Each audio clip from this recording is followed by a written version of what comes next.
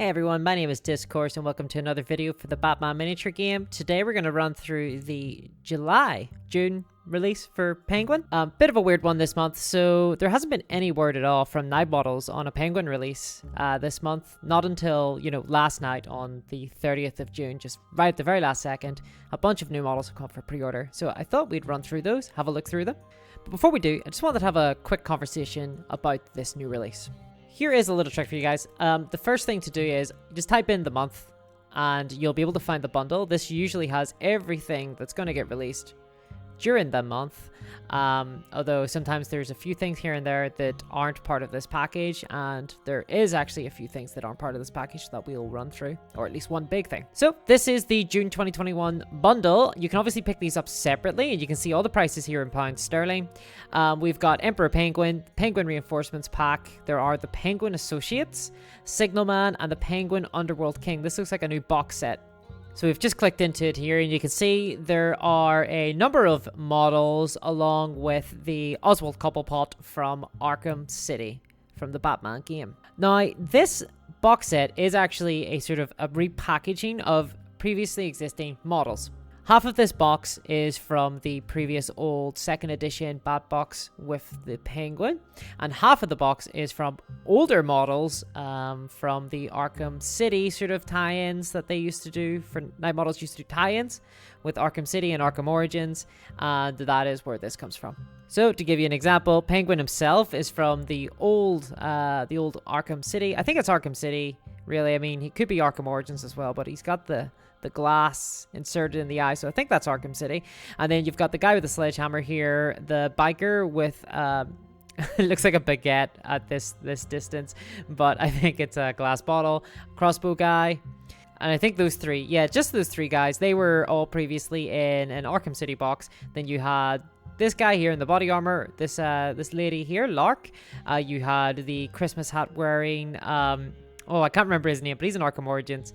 And then you had this guy with the gun, and then this goon here just with his fists, and then you had this goon here. They were all originally in the 2nd edition box set, and they came with a big base penguin. Well, they came with a small base penguin, but he has a massive duck car that he can drive around in, and that's a 60mm base. Now, this Penguin box, it is a mix of the 2nd edition models and earlier models, and in one hand, that's kind of cool, because I never purchased the 2nd edition Bat Box for Penguin, and I never purchased the Arkham City box, so having them both combined like this is really useful for me, as someone who has never picked up either of those. However, I can't help but think that for those who've previously picked up the 2nd edition Bat Box with the Penguin are going to be very disenfranchised by this choice, because now there's, 4 models in here, including a Penguin model, which is pretty important, that they don't have access to. So they're going to need to rebuy a bunch of models that they already own. They're going to have to buy those again in order to get these 4 new models. I'm not a fan of that at all. I really feel like, they should have just kept the old Batbox style with the big duck penguin, and then just re-released these Arkham City models.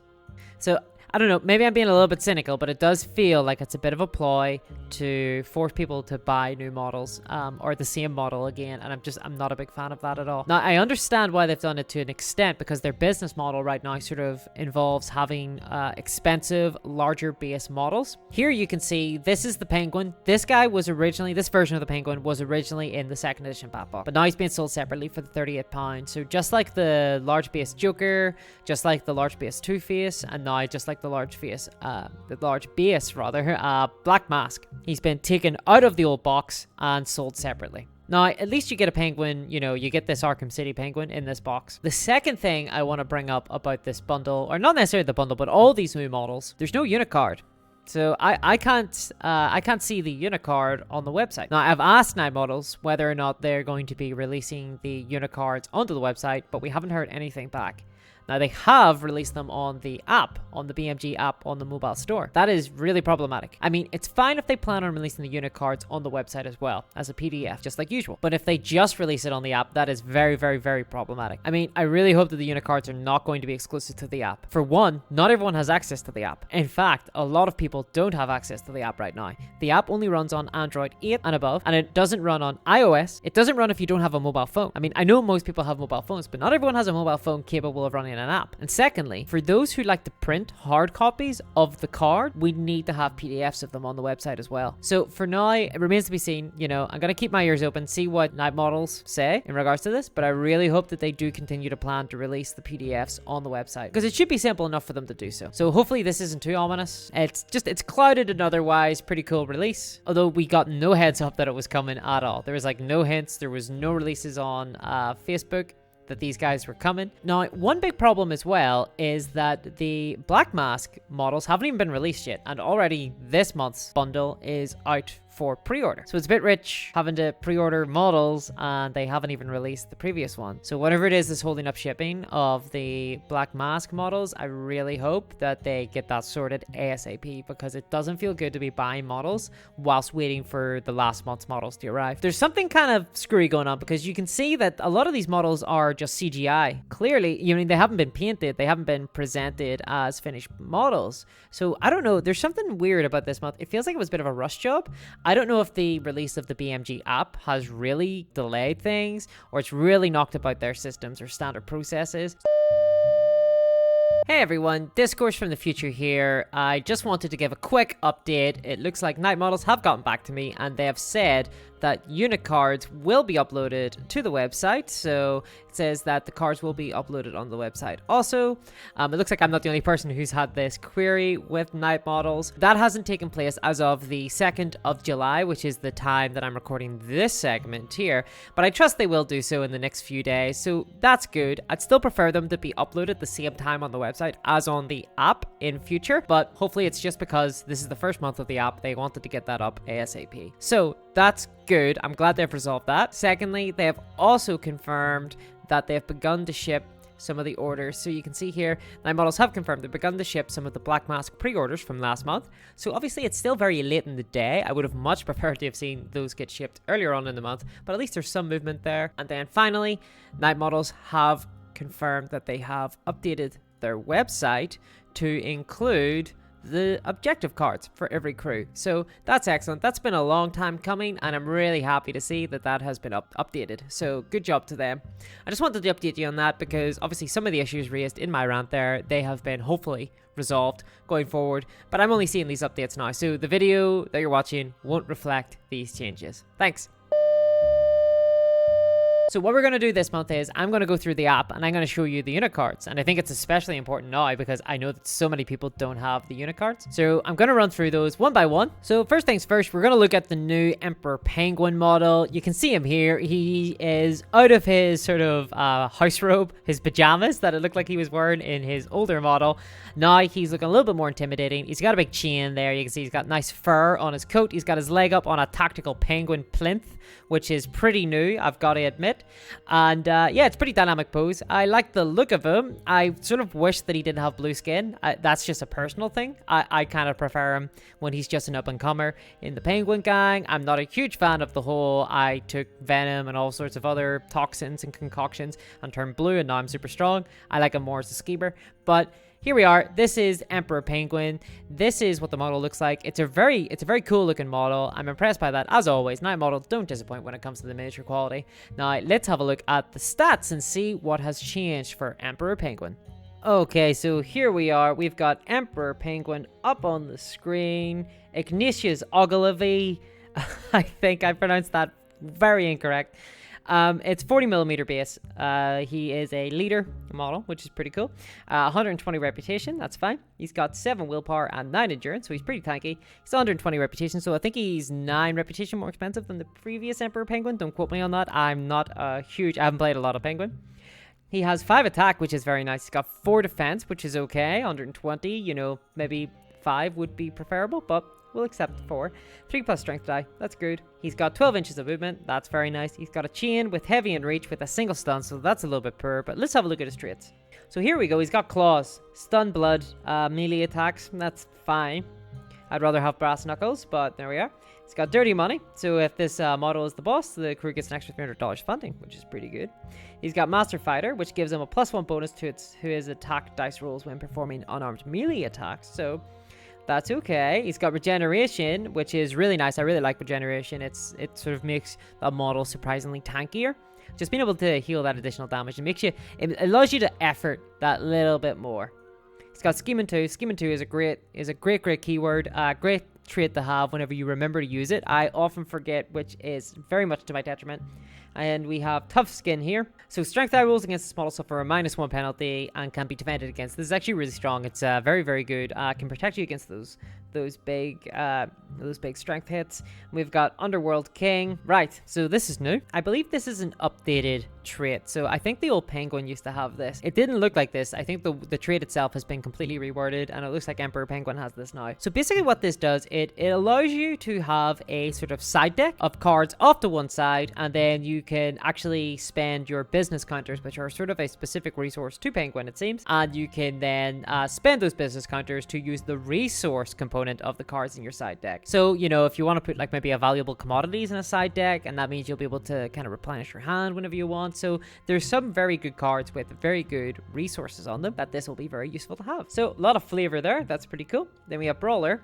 For each successful hit this model receives, place a defense marker on it. So that's very, very good. And it looks like this might be paired up with a Provoke. Okay, I think this is a new keyword. If it's not, I haven't seen it before. Target an enemy model within line of sight. Make an opposed willpower roll against it. Okay, and if successful, the target can only target with an attack action this model until it is removed as a casualty. So it forces enemy models to attack him. That's very, very interesting. Then obviously combine that with Brawler, combos very well.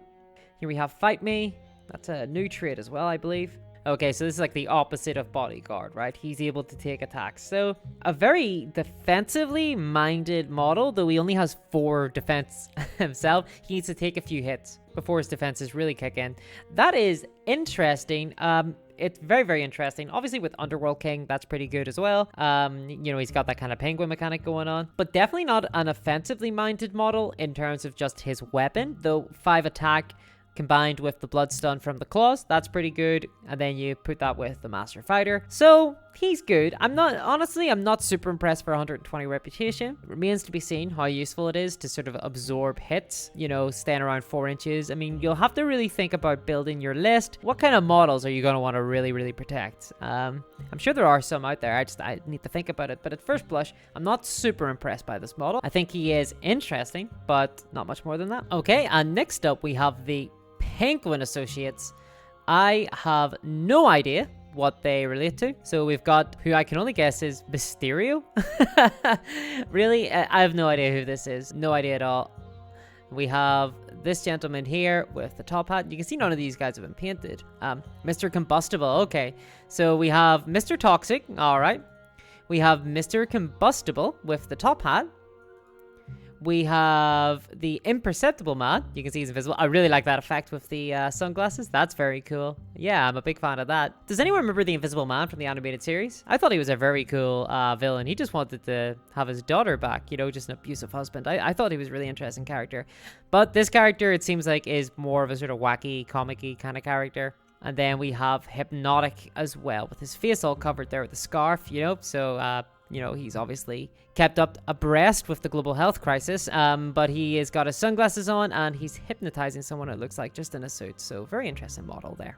So we've got Mr. Toxic here. You can see the rank is a free agent. His name is Hugh Martyr, 30mm base. Okay. Now, the thing about him is that there's no picture here yet. So it looks like that needs to be updated on the app. His affiliation is Penguin. So he's not a free agent that could be taken anywhere. It looks like only in Penguin. He's 50 reputation and $200. 6 willpower, 7 endurance. That's fine.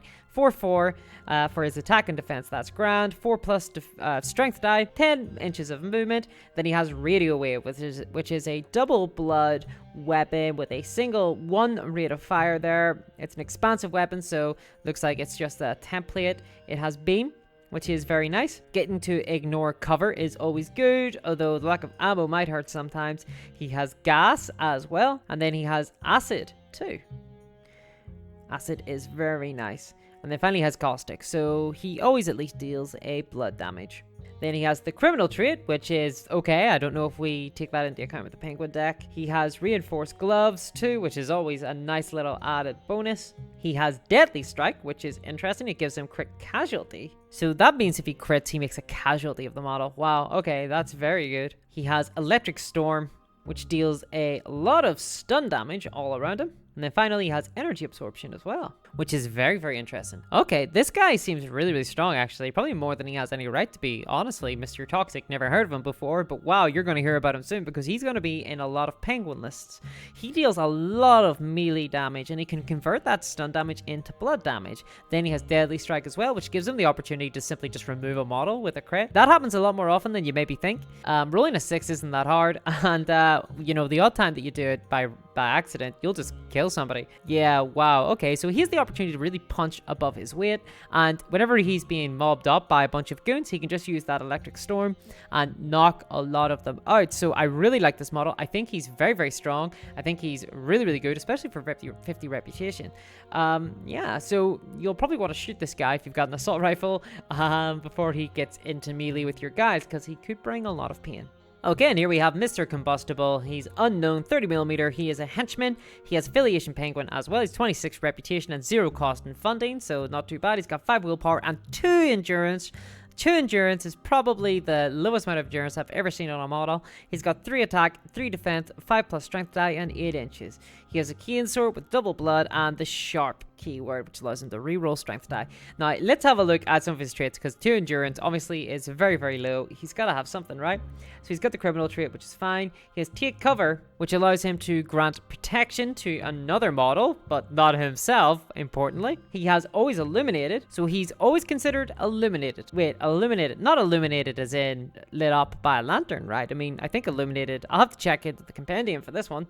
And then he has explosive sense as well, which allows him to negate a 1 off the roll of an explosive template. So he sort of protects against grenades and against flamethrowers and things like that. So that's interesting. Or not flamethrowers, because that would be an expansive template. So it's only grenades. Huh. Well then, 2 endurance is very curious. Okay, so I've just looked up illuminated, and it looks like that is indeed just lit up by a lantern, so I don't know what's going on there. Basically, if you bring this guy, and your opponent has guns, good luck. Essentially, I mean, 2 endurance is very, very poor. I think that's crippling. So many things in this game deal sort of incidental amounts of blood damage. I think this is one of the few models I could imagine just dying to Joker teeth. Okay, and here we have the Imperceptible Man. He is unknown as well, 30mm. He is a henchman. He's got the affiliation penguin. He's got 30 reputation and 0 cost funding, 5 willpower, 5 endurance. That's more like it. He's got 3 defense. He's got 5+ strength die, 10 inches of movement. No weapon on the weapon profiles. He has concealment, which is a special action, which means enemies cannot see him. So imperceptible, I guess. So it looks like he can still be seen by total vision or superior sense of smell, but he's not affected by the light. So that's pretty interesting. He has the criminal trait, which is just a normal keyword. He's got sneak attack, which is very nice because obviously you're going to use concealment, then you're going to run over and punch someone. And he has thief, which gives him the steal effect. The steal is very, very nice. I've talked about steal at length. It's one of my favorite keywords in this game. It allows you to look at your opponent's cards and make them discard one of them, so it's very, very strong. And then he also has Don't Mind Me. It allows him to receive free efforts when defending. So the language here is a little bit odd, and efforts has a typo. So I think what this says is basically what it's allowing him to do is he gets 3 free efforts unless he's taken endurance, 3 endurance damage, which has reduced his effort limit down to 2. At that stage, he can only take 2 free efforts, etc. And that's cumulative if you were to somehow get him more health. So, very interesting model. I don't think he's as crazy as Mr. Toxic, but I don't think he's as bad as Mr. Explosive.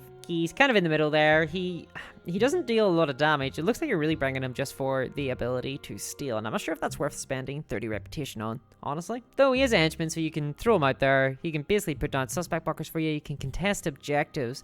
I know there's a lot of area control objectives for the Penguins, so I guess he'll be useful for that. And then finally, we have Hypnotic. He is a henchman. He's on a 30mm base. He's got Penguin affiliation as well. He's 30 reputation with 0 cost funding. He's got 5 willpower, 5 endurance, 2 attack, 3 defense, 5+ strength die, and 8 inches of movement. So he's pretty slow, and he doesn't deal a lot of damage according to his standard attack profile.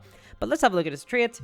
He has the Confusion special action, which allows you to reduce a model's attack and defense skills by 1, which is awesome, and also prevent a model from making a special action. So very good against models like Falcone, who have a lot of special actions that they really desperately want to use, or even maybe say Black Mask as well, which will prevent him from using his mobster special. So Confusion is pretty good. Obviously, it reduces attacks and defense as well, so it's almost like crippling a model. So not bad for a special. He too has the criminal trait keyword, not really useful, I don't think.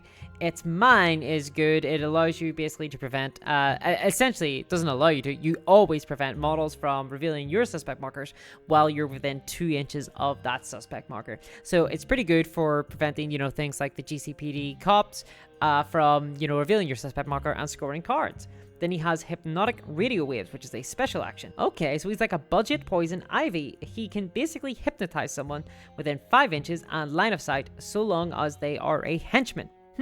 That's very good. I actually really like that. I think he's definitely worth it for 30 reputation, just to make force, you know, henchmen either to put down suspect markers in the wrong place, force them to move into awkward positions or into the light, or even just to open fire on their comrades and spend ammunition. So yeah, Hypnotic, very, very good as well. I think him and Mr. Toxic are both coming out of this looking very strong. All right, and here we have Signal Man. He is, looks like one of those silly henchmen. I'm not sure whether or not he's standing on just a normal spotlight or if he's standing on the bat signal. I can't really tell from this angle. I'm guessing it's just a normal spotlight though, just because the bat signal is usually quite a bit thicker and Gordon's already got that sort of, that piece of terrain covered. He wields a giant arrow, which is just bizarre. I mean, I'm guessing stop signs, things like that. It's not just, you know, spotlights. It's, you know, stop signs, pelican crossings, things like that. Anything with a symbol, I'm guessing. I suppose memes too. I mean, he looks like a bit of a meme, and I guess memes would still be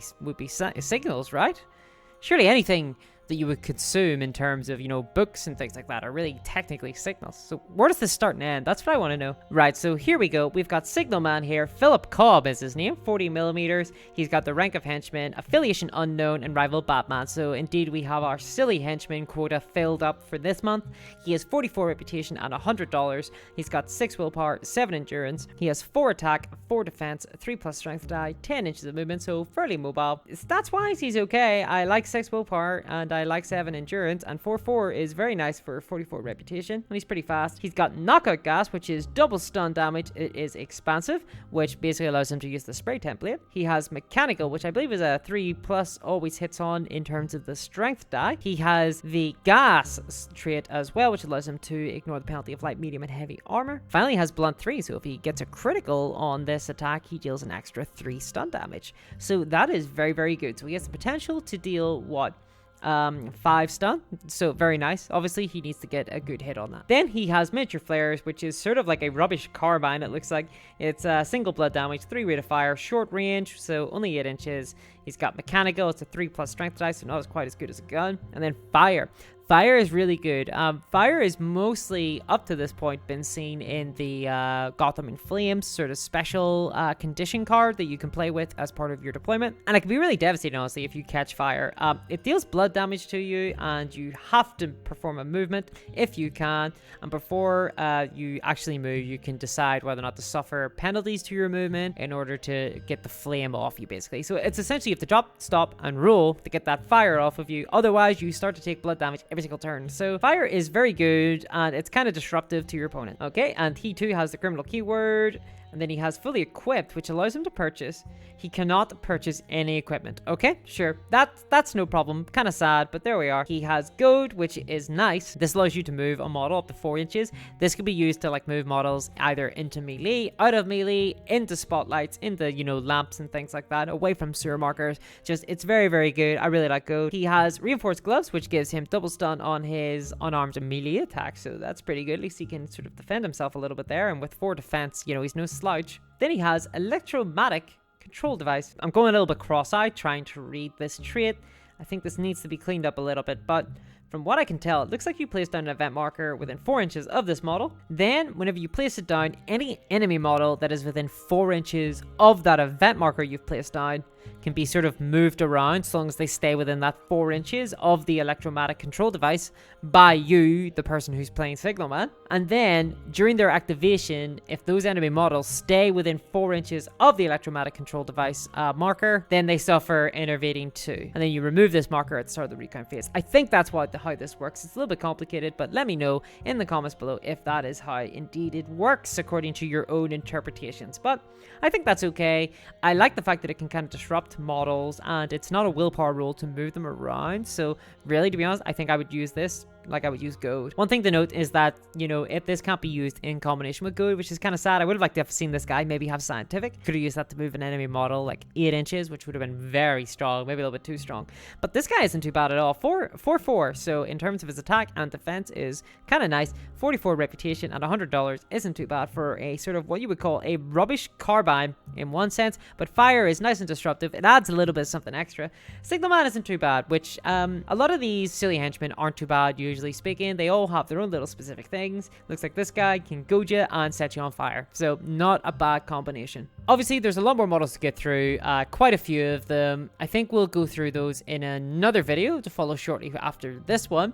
Most of these models aren't new, so really what we'll be doing is we'll be playing the exercise of has anything changed, and then there's these 2 new biker guys that we will have a look at separately then as well. So I hope you join me for that. I hope that this has been informative. I just wanted to get this out ASAP. Basically, I usually try to get these done over the weekend just because I like to sit, have a little tea, like to read through them at my leisure. Unfortunately, I wasn't able to do that this month because obviously with them being released only on the app, I know there's a lot of people out there who don't have access to the app, so I want to get this out as soon as possible for you guys so you can actually see the stats of the models and decide yourselves whether or not these models are worth picking up on pre-order, because you can't really make an informed decision without seeing the actual stats of the models. So I promise you I'll have a video out as soon as possible on the other Penguin models as well to help you make your decision. But those are those models. You know, we've seen about half the bundle really at this stage. I would say we've seen half the bundle, and especially these models. I was very curious about these models because I don't have any idea who they are.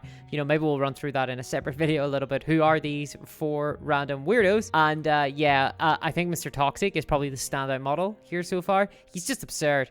The ability to, I don't know, maybe it's too flashy, maybe it's just sort of eclipsed it. First impressions can be like that a little bit sometimes. You see a trait that looks really good and it just overwhelms everything else, overwhelms your senses, and you go, wow, crit casualty, that's amazing. That defeats anything in the game potentially, except for Batman, obviously. I hope you enjoyed that video, and I hope to have another one out as soon as possible, and I hope you join me for that video as well. If you did enjoy this content, please throw a like on the video and subscribe if you do want to see more Batman miniature game content in the future. As always, I have been Discourse, and thank you for joining me. Bye bye.